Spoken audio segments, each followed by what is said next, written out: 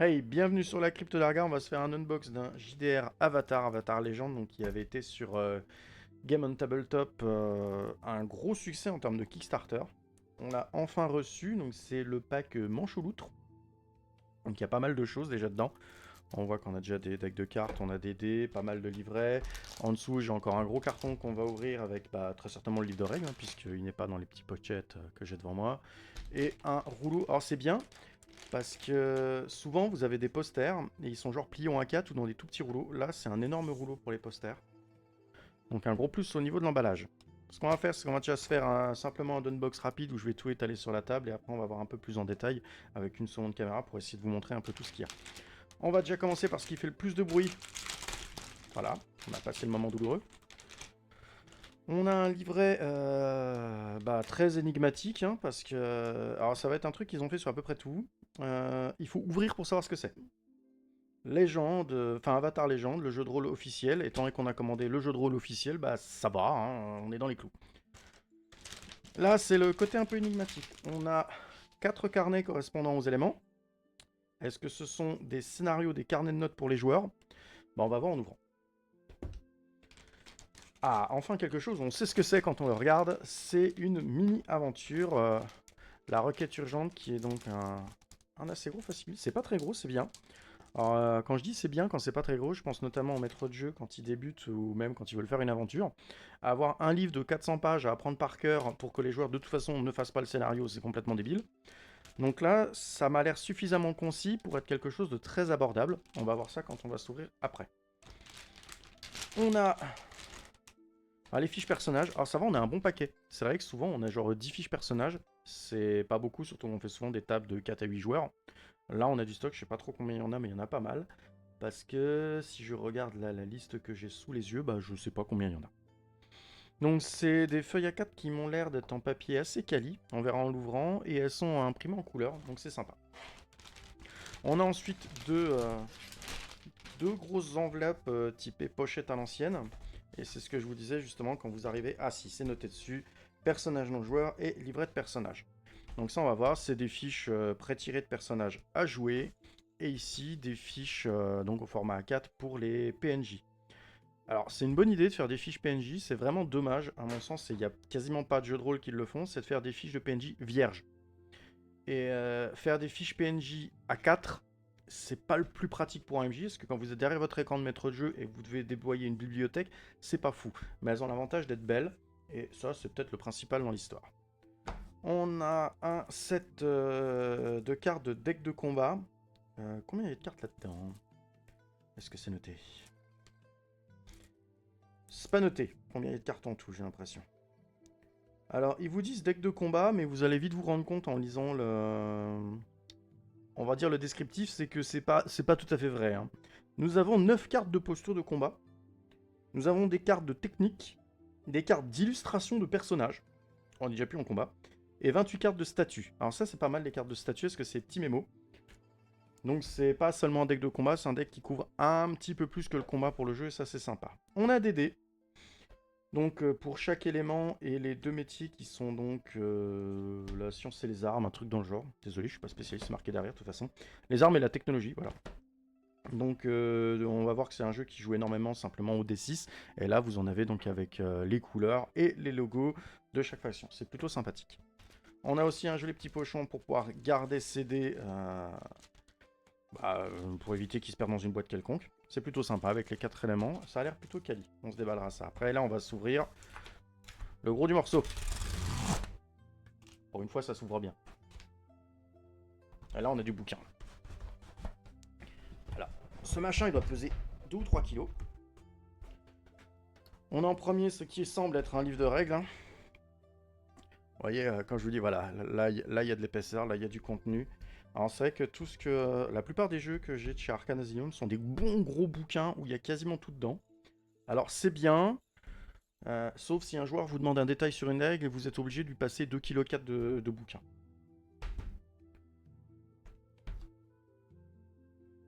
Bah, il a l'air plus trop propre. Il m'a l'air d'être de la qualité du jeu que j'ai, c'est Fallout. Où c'est un bouquin qui est très quali aussi, très rigide. Parce que j'ai eu un déboire avec certains bouquins de chez Arcanesium, c'est le jeu de rôle Alien, où les bouquins, au bout d'un an, ils sont morts, même si vous les ouvrez pas tous les jours. Donc là, ça m'a pas l'air d'être le cas. Je pense que celui-ci va plutôt bien survivre dans le temps. Recueil d'aventure de Wang Shitong. Et là, on a un beau bouquin aussi, assez épais. Alors, c'est ce que je vous disais, voilà, quand on a... Admettons que ça, ce soit un module pour une aventure. En tant que maître de jeu, vous vous tirez une balle. Mais là, c'est un recueil d'aventures, donc ça va. Une compilation passionnante regroupant des aventures et des options de jeu. En tout cas, pareil, tout aussi quali en termes de couverture. Et ceci, c'est l'écran de maître de jeu. Donc on va s'ouvrir assez vite. Alors, l'écran de maître de jeu, comment je vais faire ça pour que je puisse tout vous montrer? Ah, mais on a encore les posters. On va se faire les posters. Pendant qu'on est encore sur la grande caméra. Alors, l'ouverture n'est pas aisée. Hop là, si ça va. Hop.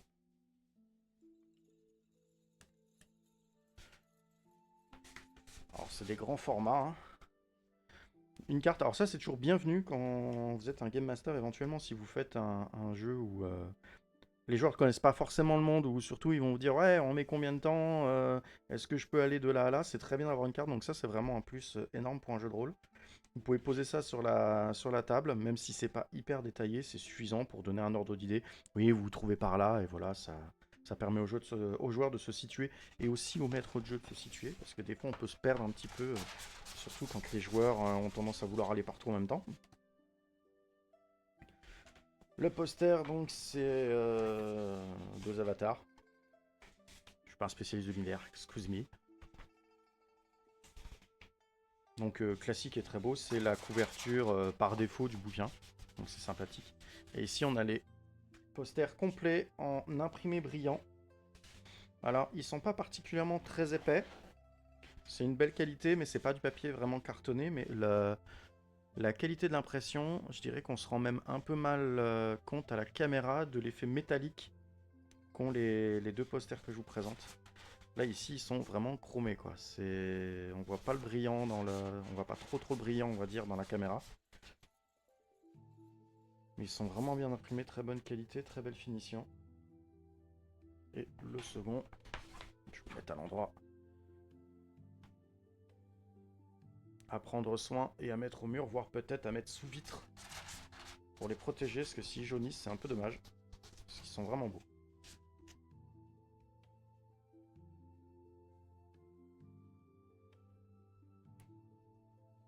Alors, je vais me mettre tout ça sur le côté, puis on va se voir un par un peu plus en détail chaque chose, avec la deuxième caméra. Pour ceux qui ont l'habitude de la chaîne, vous savez que je fais comme ça maintenant. Alors bien sûr, on prend toujours un outil tout à fait optimisé pour l'ouverture. Je n'ai plus de cutter sous la main.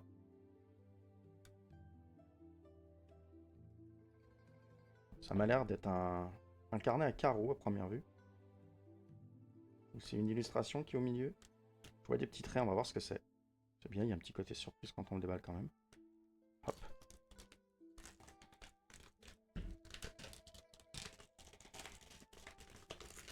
Hop.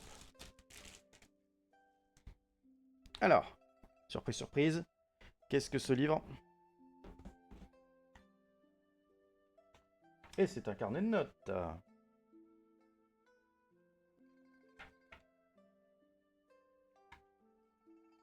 C'est le carnet de notes de l'avatar, en gros. Et du coup, ce que je soupçonne être les autres, donc des carnets de notes de chaque élément.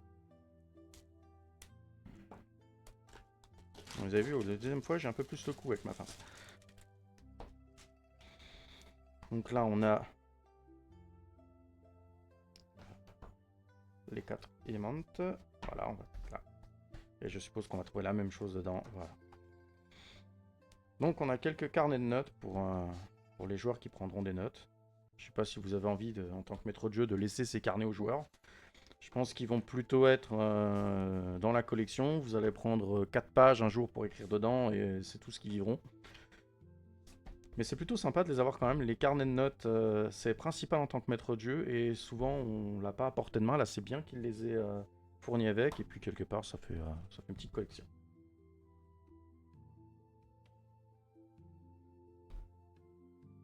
Alors, mytho, on va pas se faire l'écran. On va se faire déjà tous les petits trucs avant de s'attaquer au livre de règles. Ça en apprend la patience, jeune padawan.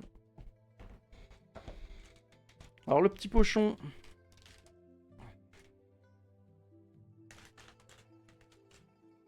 espèce de velours. Bon, c'est un pochon assez classique, hein. Faut pas s'attendre à une qualité très particulière, mais il est plus que bienvenu. Il est doux, il est brodé. Donc déjà, c'est un plus que ce soit brodé, que ce soit pas un truc imprimé. Au moins ça tient dans le temps. Fermeture. Ah, le petit pas, c'est en métal. C'est pas du plastique, c'est du métal, donc ça, c'est bien. Donc c'est loin d'être le pochon quand même entrée de gamme que vous pouvez avoir dans certains jeux où vous l'offre avec, où c'est pas la folie, c'est plutôt bien. On va tout de suite ouvrir ce qui va avec, c'est-à-dire les dés. Toujours comme d'hab une grande boîte pour quelques dés. Alors les dés, c'est le genre de choses, vaut mieux les prendre en Kickstarter où ils sont beaucoup moins chers, voire presque offerts. Parce que si vous voulez les acheter après les Kickstarter, je trouve que c'est vraiment cher pour ce que c'est. Parce que là, on est à 25 € des dés en acrylique, double couleur, avec un logo. Alors ça devient très récurrent que les dés soient à ce tarif-là. Mais pour certains jeux, je trouve que c'est hyper cher pour pas forcément grand-chose.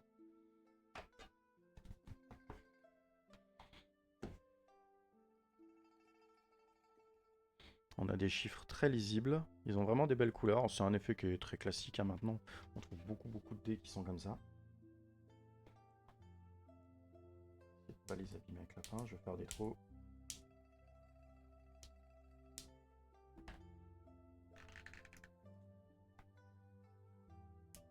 Ah, ce serait quand même plus simple avec un cutter, mais...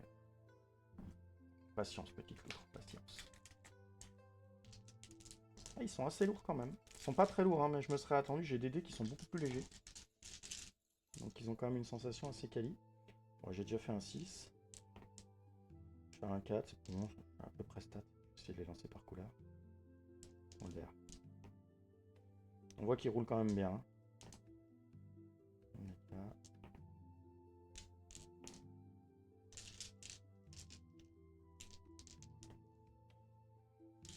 Ils roulent plutôt bien, ils sont vraiment beaux. Je vais vous les montrer un par un. Donc à chaque fois, vous les avez en double puisque c'est un jeu qui joue au WD6 en gros.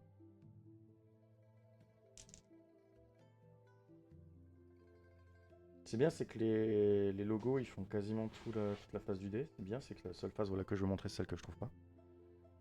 Et la gravure est très propre. Les angles, on voit qu'ils sont bien cassés. C'est pour ça qu'ils roulent énormément. Ils sont super lisses. Alors, au toucher, ils sont un peu rêches, mais ils accrochent pas du tout. Là, j'ai quand même un petit matelas, une piste de dé en dessous. Ils accrochent pas du tout dessus. Ils rebondissent qu'un tout petit peu. Ils sont vachement bien.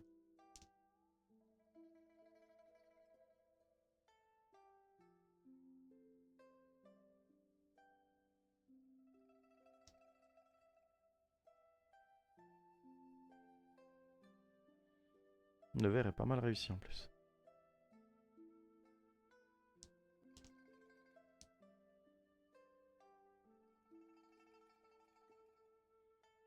Je dirais que pour une fois, quand même, les dés qui font en supplément comme ça, stylisés, sont plutôt quali.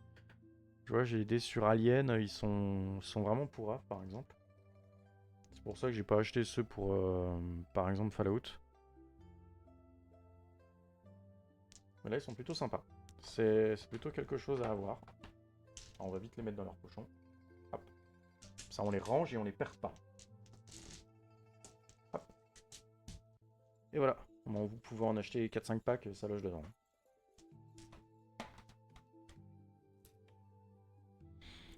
Le pack de cartes. Bon, la boîte est plutôt belle. Alors, le seul truc que je reproche en général, c'est quand je vois le format, je sais pas si on va trouver des sleeves assez facilement. Et le deuxième truc que je reproche, c'est qu'en général, alors c'est pas tout à fait un problème, mais c'est vrai que c'est rarement prévu. Hein. C'est que les petits paquets de cartes comme ça, si vous sleevez vos cartes, bah, les cartes ne vont plus dedans. Donc à vous de voir si vous voulez les sleeves et du coup abandonner ce paquet.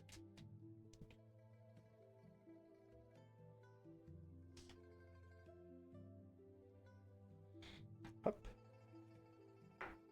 Voilà, c'est un paquet de cartes, c'est re-sous film dedans. Le gros logo Arcanasilium dans le dos là.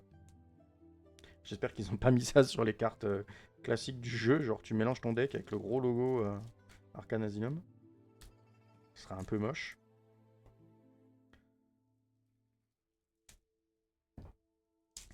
Alors je commence à avoir pas mal de jeux de chez Arcane. Et franchement, je suis pas trop déçu. À chaque fois, ils font des trades qui sont belles, des mises en page qui sont belles. Le matériel, alors, pendant longtemps, a été assez quali. Je sais que certains jeux ont perdu un peu en qualité. Oula, les cartes sont collées entre elles. Et puis elles sont rigides. Je sais pas si vous les entendez craquer au micro. Voilà, ça y est. En effet, merci pour votre achat. Arcanesium. Voilà. On va se voir les cartes un peu plus en détail. Donc, ce sont des cartes de statut. Alors, c'est bien, elles sont double face. Vous avez étourdi, prêt. Alors, elles collent énormément. Vous avez quand même une paire de cartes de chaque statut, donc c'est pas mal. Impression brillante de très bonne qualité.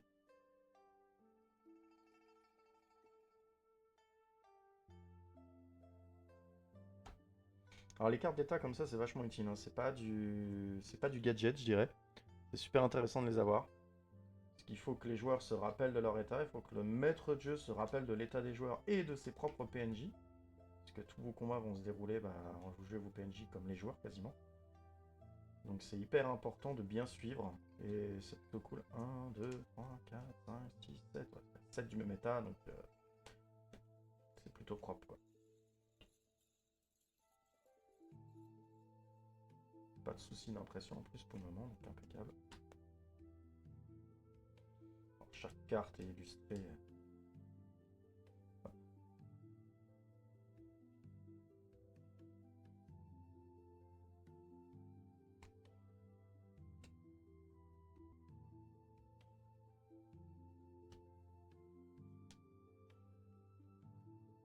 Et voilà, la première utilisation, faut les décoller un petit peu.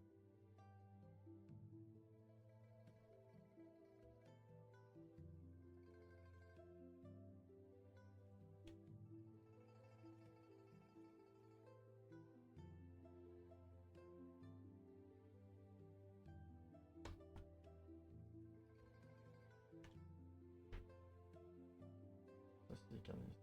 Qu'est-ce que c'est? Esquive analyse, ça va être les postures de souvenir. Alors pourquoi j'en ai qu'un bleu? Ah, c'est parce que j'en ai pioché une en trop. Oh non, bah non. Pourquoi lui je l'ai tout plein de fois? Elles sont vraiment collées, hein.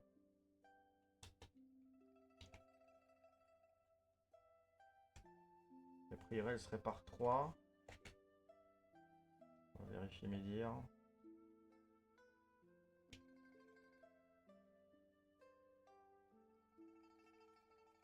Il y en a toujours une qui se colle. Hop. Donc on a avancé, attaqué. On a esquivé, analysé. Frappé. Choisissez un nombre de techniques égal à 1 plus d'autres techniques. Ah non, carte de technique. Toujours avec des belles illustrations.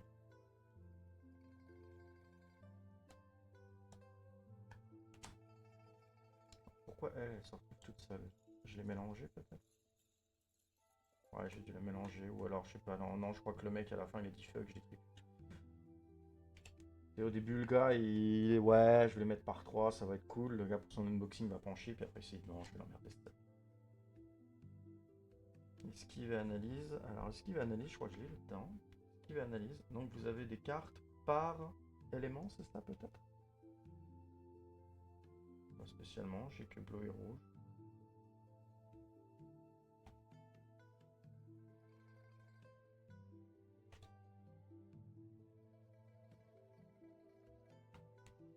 Ouais, je sais pas pourquoi ils les ont triés comme ça.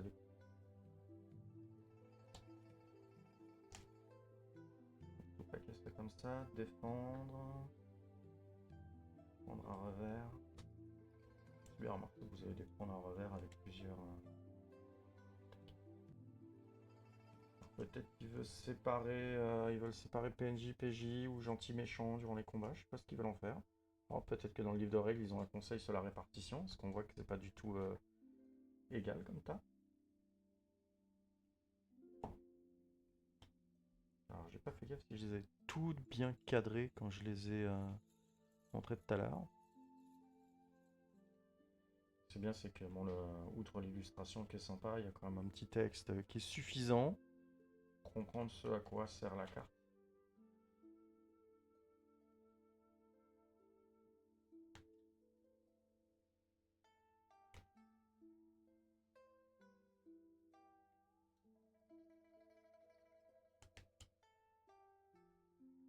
Alors, hop.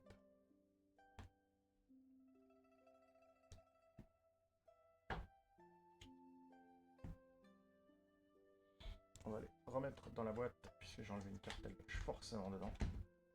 Il y en a toujours une qui est là, et non. Je me mets dans l'encart en carte.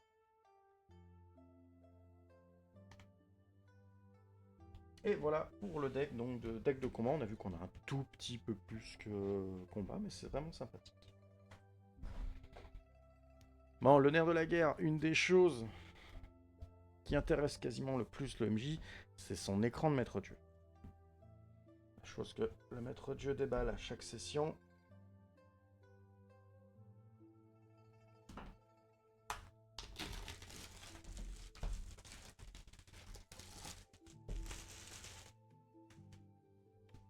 Alors, dans l'écran de maître de jeu, on a toujours ce petit papier qui vous dit attention, vous achetez un écran de maître de jeu. Voilà.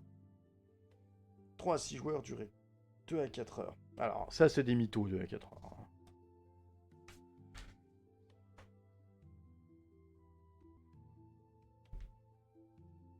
Alors, en plan large.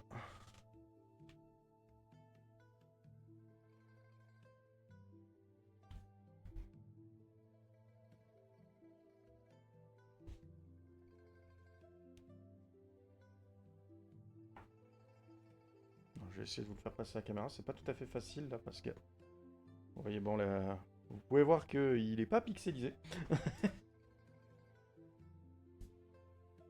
On va repasser un peu sur la caméra principale plutôt. Tac. Voilà, c'est un peu plus pratique. Donc vraiment beau, il est épais. Alors toujours bon, le risque un jour ça craque à cet endroit-là. Les écrans de maître de jeu malheureusement ils auront tous ce défaut-là. Plutôt sympa. On va voir ce qu'il y a dedans.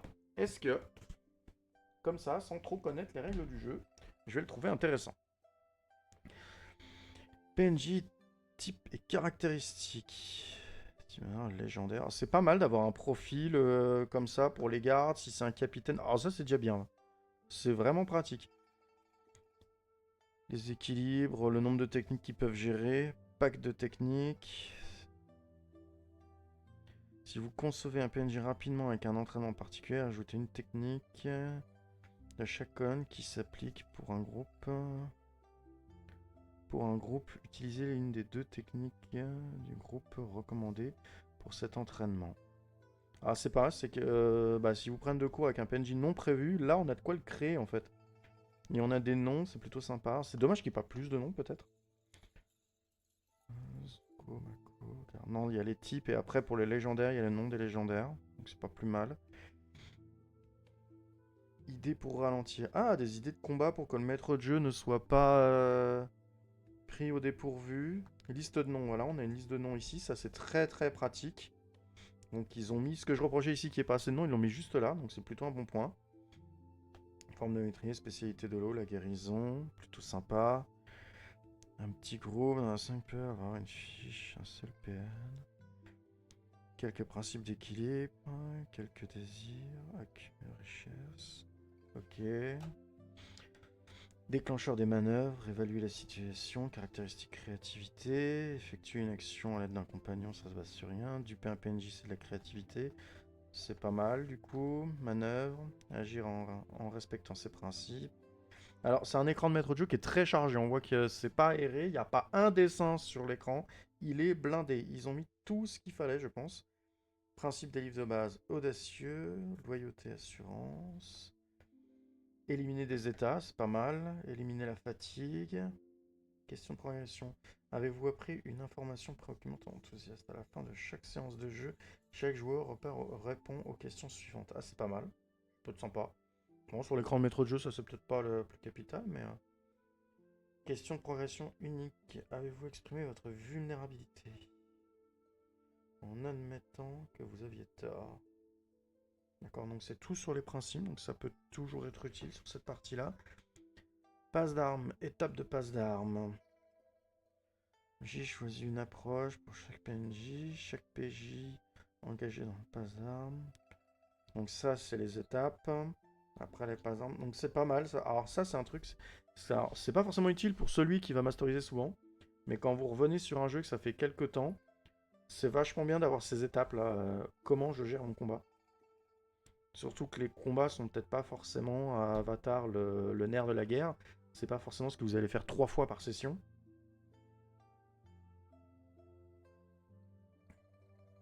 Statut négatif, statut positif, technique de base, défendre, prendre revers. Et on a un coin qui s'appelle la fiche de référence du MJ, manœuvre d'entraînement. But, faire en sorte que le monde semble réel, rendre les histoires des PJ chargées de sens. Ah ouais, alors ça n'a rien à foutre sur un écran. Consigne de base, dites toujours ce qu'exigent les lignes directrices, ce qu'exigent les règles, ce qu'exige l'honnêteté. Ligne directrice, décrivez un monde merveilleux avec une histoire riche. Oui, alors, à la limite, ça, moyen. Sympa, mais moyen. Quand vous êtes dans l'impasse, ça peut être sympa, bouleverser l'équilibre, mais ça peut être sympa. Ça peut être une petite technique pour aider un maître de jeu dans l'impasse. Infliger des fatigues ou des états, c'est pas mal de l'avoir mis ici. Suggestion de nom de lieu. Ah, c'est bien. Alors, c'est dommage, c'est qu'il est presque pas visible. Mais les noms de lieux. Col des vents plaintifs, forêt scintillante, montagne dorée, port des voiles. Ça, c'est sympa. Exemple de conditions. Triompher au combat d'un adversaire particulier, se rendre, perdre votre équilibre. Non, mais il est plutôt sympa. Peut-être un peu chargé, écrit un peu petit, mais là, c'est volontaire. Valait mieux pas faire plus grand parce qu'il est déjà assez haut comme écran de maître de jeu. Donc il est très complet. Il y a moyen de trouver les réponses aux questions que vous avez en cours de partie. Donc plutôt sympa.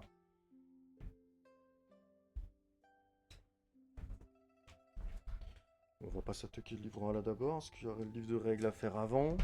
Puis je vous propose, on va découvrir plutôt les petits livrets. Parce que le livre de règles, si on s'attarde dessus, la vidéo va durer 1 heure.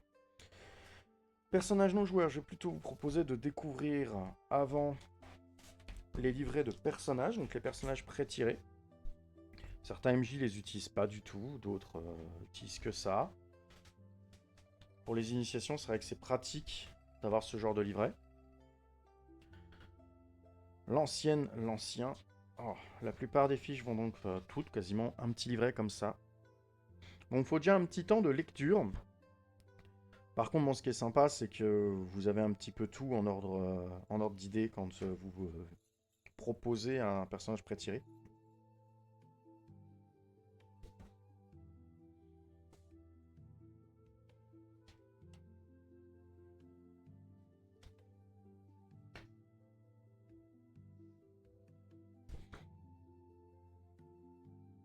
L'élu.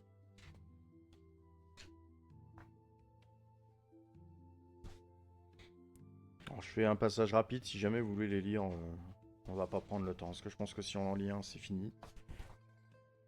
La fripouille, la gardienne, le gardien.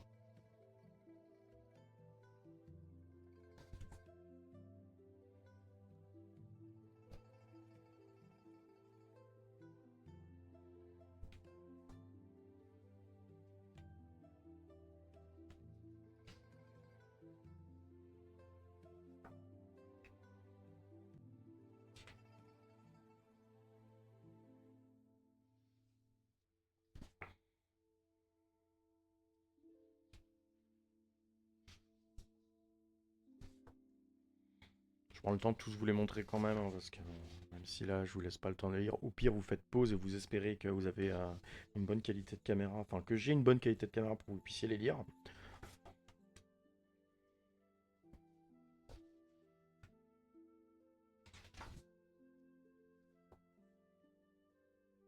Donc comme on le voit, on a quand même beaucoup de fiches, ce qui permettra d'avoir quand même pas mal de variations, même avec uniquement des pré-tirés, quoi.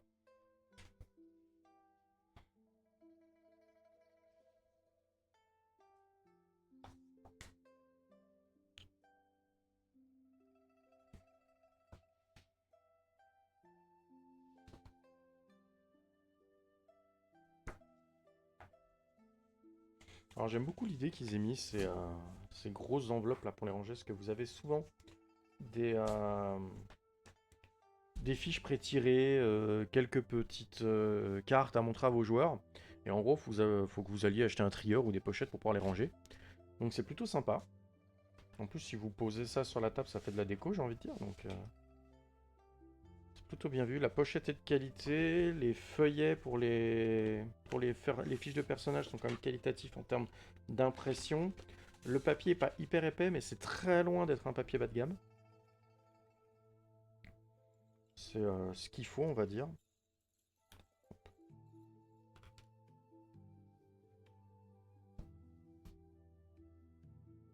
On va maintenant donc se voir les personnages non joueurs. Alors il y en a beaucoup moins, elle est beaucoup plus petite cette pochette. Hop, là il y a plus de fils. Je préfère quand il y a plus de fils.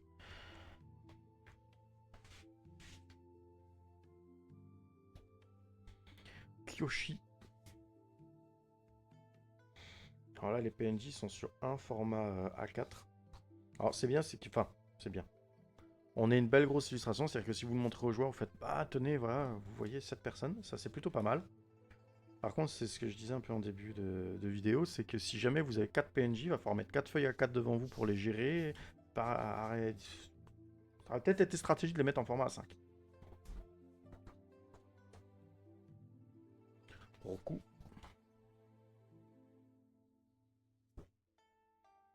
Generali Hero.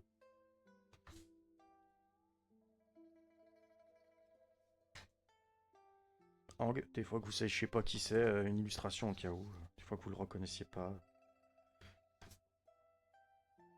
Cora.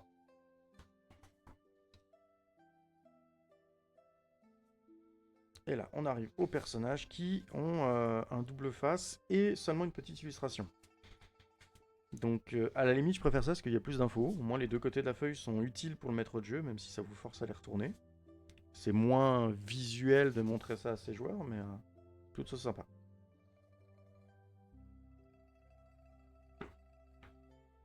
Langfang. C'est bien, c'est que là, ils mettent les époques où ils sont. Un petit rappel sympathique.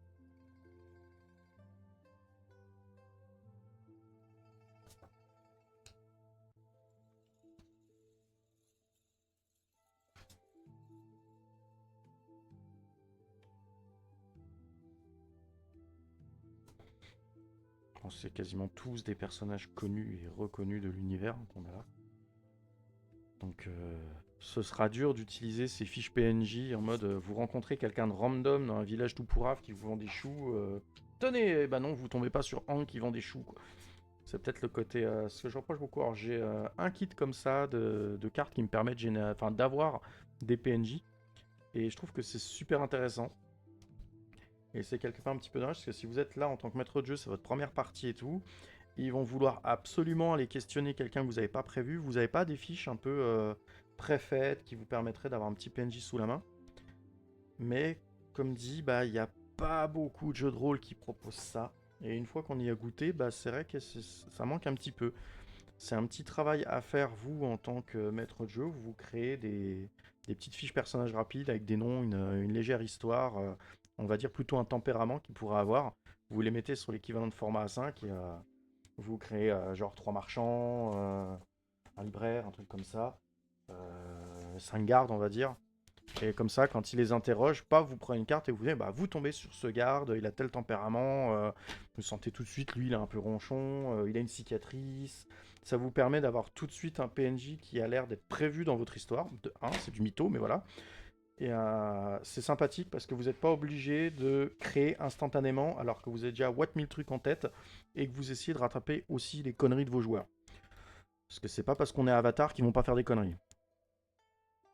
Donc c'est vraiment pratique, c'est un conseil que je peux vous donner en tant que maître de jeu, c'est d'avoir des petites fiches avec des noms qui sont préfaits, même si des fois il n'y a que des noms, et simplement, bah, lui il a un chapeau rouge un peu excentrique, et il est plutôt sympa, c'est suffisant pour rebondir rapidement sur une partie, et pouvoir vous occuper l'esprit avec d'autres choses plus importantes pour votre scénario et éviter de dire bah zut j'ai oublié ça dans mon scénario parce que j'étais occupé à créer un PNJ parce que je sais pas ils ont demandé le nom du gamin qui amène une lettre puis ils lui ont demandé le nom de son patron et vous avez été un peu paniqué parce qu'ils avaient l'air de partir dans le mauvais sens.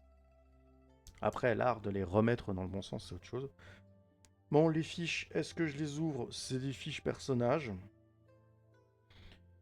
Je sais pas si dans le kit il y a des PDF, mais de toute façon les PDF au pire vous les trouvez sur le net. C'est sympathique souvent de les pré-remplir. Mais là on a quand même un bon petit paquet, c'est sympa. Alors on va se voir une requête urgente, c'est pas plus mal, parce que c'est un peu par là que vous allez commencer après avoir lu les règles. On va voir ce qu'il nous propose comme petite aventure d'introduction que vous pourrez proposer à vos joueurs.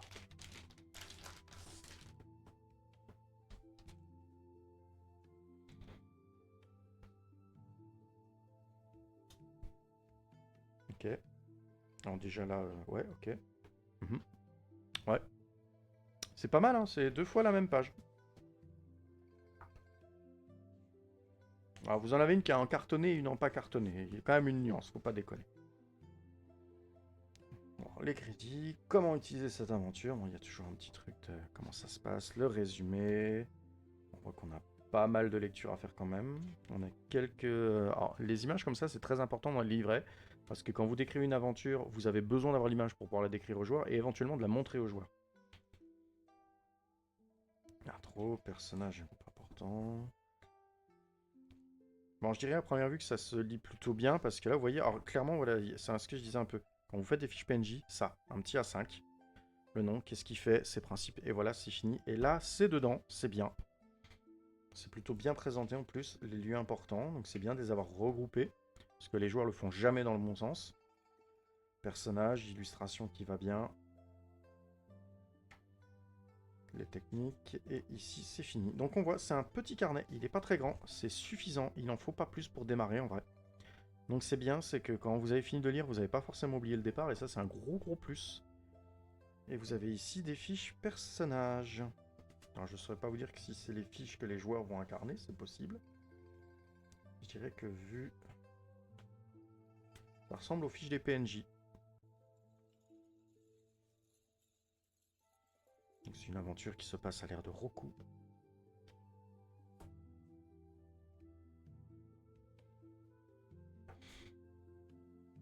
Donc voilà, c'est bien, c'est suffisant. Vous avez quelques fiches, vous avez quelques rappels de PNJ, des lieux. Je reprocherais peut-être qu'il n'y ait pas assez d'images quand vous... Enfin, pour les lieux. C'est vrai qu'une ou deux feuilles en plus à la fin, c'est ce qu'ils faisaient dans les vieux livres de jeu d'ailleurs. Vous aviez genre ici quelques images avec, ça c'est le temple où ils rentrent et vous pouvez montrer ça à vos joueurs. Ça se fait de moins en moins malheureusement, c'est très rare d'avoir un livre de jeu de rôle aujourd'hui qui fait ça. C'est un peu dommage, parce que alors, il y en a beaucoup qui vont se mettre à Avatar qui sont pas forcément des vétérans, que ce soit MJ ou joueurs à Avatar. Donc ça aurait pu être sympa de leur mettre des petits supports visuels. Et là on va attaquer le gros de la guerre. J'aimerais bien le peser. Il devrait mettre les poids sur les livres. Parce que si vous le jetez à un joueur, vous le tuez.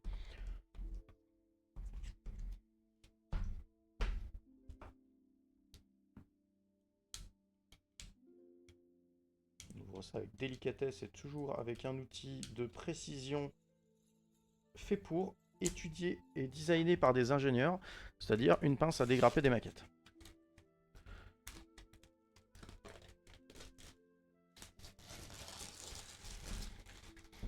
Donc ce livre avec un vernis sélectif. J'ai jamais compris pourquoi on appelait ça sélectif, mais bon. Donc c'est très beau, il est mat et brillant, c'est toujours un beau... d'un très bel effet. Comme dit, il ressemble vraiment à celui que j'ai de Fallout en termes de qualité, couverture rigide, bien rigide. Oui, il résiste même à l'ouverture un peu. Il faudra y aller mollo avec le livre pour pas le détruire. On voit qu'il y a un petit signet. Alors on voit, je vais vous le montrer là. Les signets, c'est capital. Oh, il n'y en a pas qu'un en plus, il y en a plusieurs. Alors selon en général, c'est l'évolution des Kickstarter, ils ajoutent des signets si vous passez les 10 000, les 10 000 euros, je sais pas quoi, ils vous mettent un signet, et en tant que maître de jeu, c'est capital les signets. J'adore les livres avec des signets. bienvenue dans le jeu. Bah, heureusement qu'ils disent pas au revoir à la première page. C'est bien, il y a des résumés pour celui qui pourrait s'y perdre un peu. Pour voir ce qui se passe. Alors là, il y a pas mal de choses, alors que les MJ connaissent s'ils sont un peu rodés. C'est bien de les relire de temps en temps parce que maintenant, il y a les outils de sécurité, les lignes de direction qui sont ajoutées au jeu qui sont plutôt pas mal. Attends, il y a des très belles illustrations. Carte nation, donc là, on a de l'historique. Ça veut dire qu'on commence par de l'historique et pas les règles. Ça me déroute toujours un peu, ça, mais... Soulèvement du Peugeot, naviguer entre les époques. Thème essentiel. Alors c'est bien d'avoir des... C'est bien que par air, ils aient fait ça, des thèmes essentiels à aborder. Les joueurs, ils vous disent qu'ils veulent jouer à l'ère de Kyoshi et vous, l'ère de Kyoshi, c'est pas ce qui vous passionne. Eh ben, vous avez des choses directement comme ça à la première page, pouf. Voilà, qu'est-ce qui se passe, qu'est-ce qui est cool, comment les baigner dedans. Il y a des petites histoires, faux avatars, empoisonnement des sages, la guerre à Kalia, c'est des petits paragraphes, vous pouvez les lire en speed, c'est très très bien ça. Ça c'est bien foutu. Nation du feu, ensuite il y a les histoires par nation. L'ère de Roku, donc même principe, les thèmes essentiels, les enjeux, la petite partie histoire. Alors ça c'est bien foutu ça. Bon après avoir le contenu bien sûr en le lisant en détail, mais...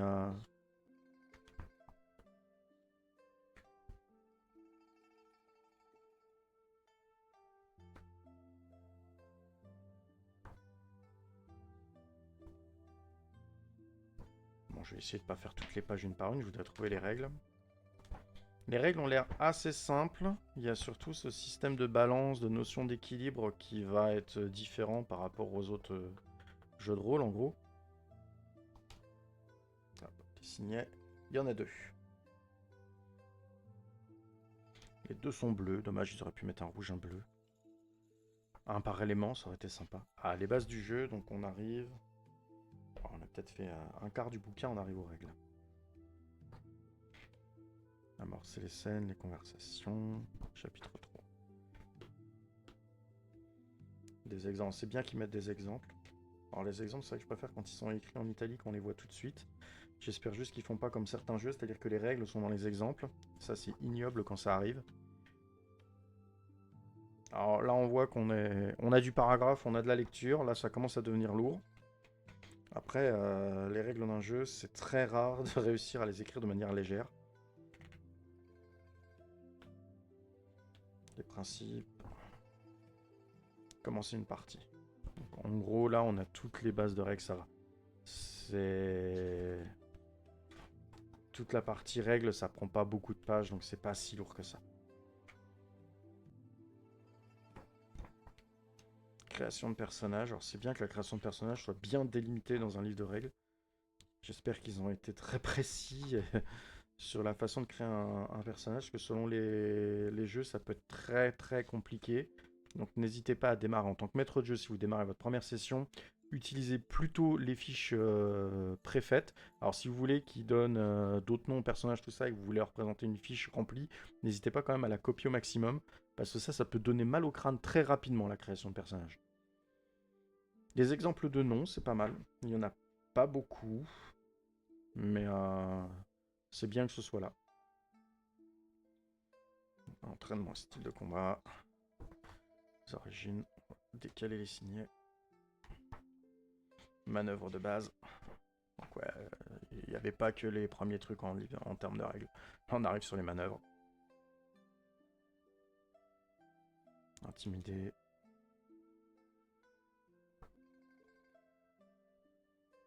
Il n'y a pas énormément d'illustrations en vrai. Le bouquin est épais, mais il est très rempli.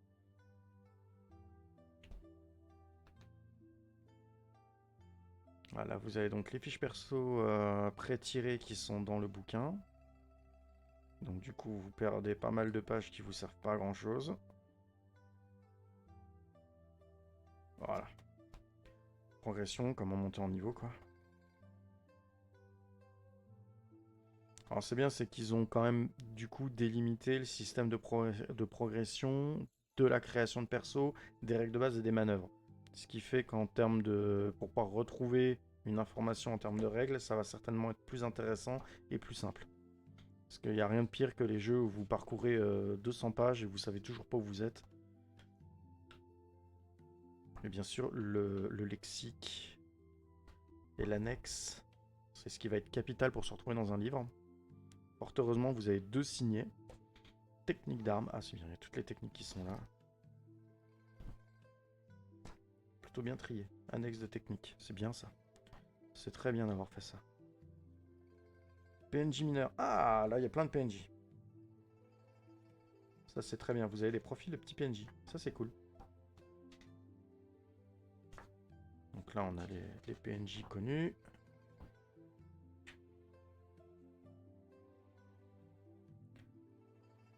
Création de compagnie. Choisissez une ère. Alors, peut-être qu'il y a dans les fiches de personnages la création de compagnie. À nouveau, les passes d'armes. Là, on est sur tous ces écrans de maître de jeu. Manœuvre d'équilibre. Alors, étonnamment, le bouquin, il est écrit hyper serré, je trouve. Vous arrivez à l'annexe, les gars, ils ont pris de la place, quoi. Vous avez un bouquin énorme, il y a 2 pages d'annexe. Alors, typiquement, voilà, équilibre, page 102, 122, 139, 222, 235, 257, 304, enfin 303, 304, 306. Là, si on vous pose une question sur l'équilibre, vous êtes en PLS. Il y a toutes les références à Zuko. Ça, après, c'est plutôt normal pour les personnages. On a 2 belles pages qui servent à rien, mais qui sont belles. Avatar Légende, si jamais vous aviez oublié d'acheter les bouquins, il vous rappelle que ça existe. Donc voilà, plutôt un beau bouquin de règles. Un beau morceau à lire à première vue. Il n'y a pas trop d'espace quand même inutile dans le bouquin, donc c'est bien, on vous vend pas un gros livre pour pas grand chose. Donc impeccable. Kelly, à faire gaffe, à manœuvrer un petit peu avec soin. Ce genre de livre, c'est celui que vous abîmez le plus. Surtout au début, parce qu'il y a toujours un moment donné où vous avez une question et il faut l'ouvrir dans tous les sens pour avoir une réponse. Pour ça que j'aime beaucoup ce que font certains jeux quand, on va dire, la partie règles est un livre à part de tout ce qui est histoire, PNJ et autres. Mais pas beaucoup ne l'osent, parce que ça fait plus de bouquins à vendre, ça fait plus de pognon, oui, mais ça effraie aussi beaucoup de personnes. Donc là, un recueil d'aventures, toujours en vernis sélectif. Sympathique, il est quand même pas mal épais. Ça fait un module assez classique pour un jeu de rôle. Avoir plusieurs histoires dedans, c'est régulier dans ce genre de recueil. Quelques illustrations. Toujours bien rempli le livre.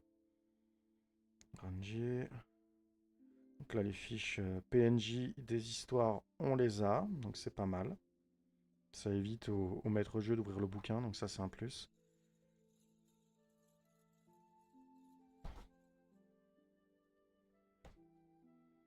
Alors, comment que ça s'articule? Que je m'attendais à trouver la bibliothèque chapitre 1. Chapitre 2, PNJ légendaire. Alors, comment s'articuler? Est-ce que les chapitres ne sont pas des aventures, du coup? PNJ. Des trucs qui prennent de la place dans les bouquins, comme je vous disais. Chapitre 4, Terre et Racines. Donc là, ce serait une nouvelle histoire, du coup. Si j'arrive à suivre un petit peu comment est fait le bouquin. J'arrive pas à suivre comment est fait le bouquin. Et déjà, c'est un peu inquiétant. Signé, c'est sympa. Pas beaucoup d'illustrations. Vous voyez, c'est un peu ce que je reproche dans ce genre de bouquin. Par contre, c'est que vous avez... Alors, celle-là, elle est très belle. Hein. Au moment où vous y retrouvez, c'est là. Mais vous avez des pages complètes. Alors là, un PNJ, vous avez une méga illustration. Par contre, pour montrer à vos joueurs dans quoi ils évoluent, Kipwik. Ah oui, si, j'ai l'entrée d'un temple. Voilà.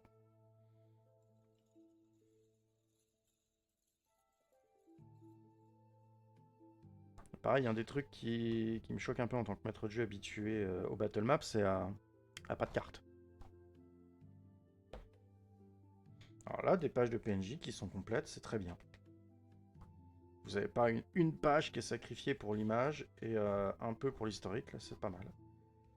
Chapitre 5, Feu et Soufre. Alors du coup, c'est une nouvelle aventure ou c'est la suite de l'aventure? C'est une autre aventure, je dirais. Oui, c'est une autre ère, donc c'est forcément une autre aventure.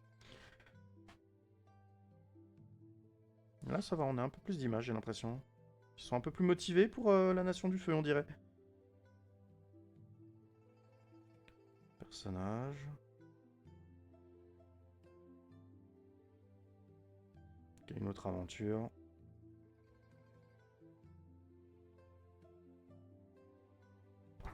Par exemple, ça c'est très bien. C'est une belle image, vous pouvez la montrer à vos joueurs, c'est vraiment intéressant.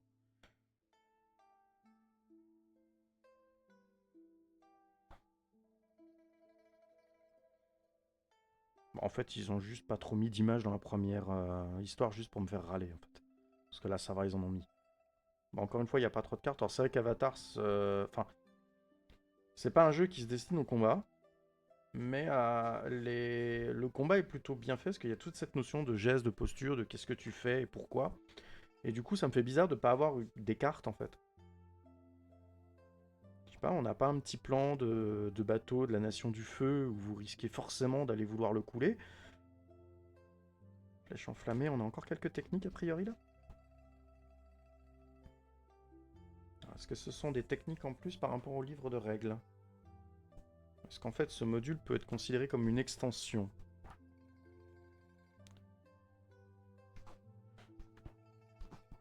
Il y a quand même masse de techniques dans celui de base. Hop. Alors déjà, ça commence pas par les mêmes.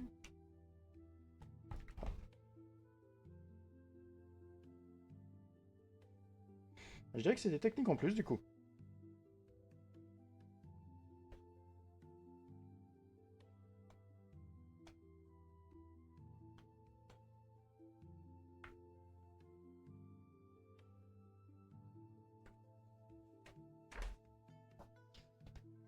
C'est bien, il y a un petit peu de complément. Je dirais que si vous achetez ce bouquin-là, vous n'avez pas forcément que des aventures. Vous ouvrez aussi la possibilité à vos joueurs d'avoir plus de choses.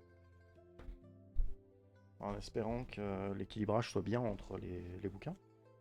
Bon, bref, il est pas mal parce que vous avez plusieurs histoires, donc c'est bien. Vous achetez un bouquin, il vaut combien celui-là par exemple? 35 euros. C'est pas cher pour le volume. 35 euros d'ailleurs. C'est vraiment pas cher pour la qualité. Et vous avez plusieurs aventures à proposer. Les illustrations, on en a quelques-unes. Vous avez quelques PNJ. Ça, c'est pas forcément capital parce que c'est les PNJ qui vont avec l'aventure. Quelques techniques en plus, mais plusieurs aventures, c'est bien. Parce que, genre, par exemple, acheter un module comme ça quand vous êtes maître de jeu débutant, où il y a une histoire dedans, déjà vous arrivez jamais au bout avec vos joueurs. Et deuxièmement, c'est tort-tête à apprendre parce que vous avez l'impression qu'il faut lire à peu près tout le bouquin. Ce qui est pas tout à fait faux d'ailleurs. Pour pouvoir masteriser l'aventure. Là, au moins, c'est beaucoup plus ciblé. C'est vrai que du coup, j'ai pas vu s'il y avait un annexe pour dire c'est à telle page, telle aventure. Non, c'est va te faire foutre pour te retrouver dans le jeu. Peut-être au début du coup, il y a une table des matières peut-être que j'ai zappé. Ouais, il y a une table des matières. À partir du chapitre 4, on aurait 1, 2, 3, 4, 5 aventures. C'est plutôt pas mal.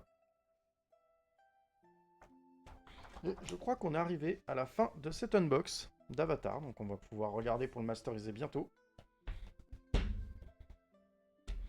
Donc voilà, en bref, pour les fans d'Avatar, si vous aimez un peu le jeu de rôle ou vous essayez, vous voudriez vous y mettre, c'est vraiment pas mal. En tant que maître de jeu, il va peut-être être un peu lourd à lire, j'ai l'impression, le livre de règles. C'est pas forcément le plus light. Étonnamment, le livre de règles qui avait été le plus facile à lire pour moi, c'était le Alien. On sait pas pourquoi Alien c'est très ciblé, mais ils ont réussi à faire un livre qui est très facile à lire.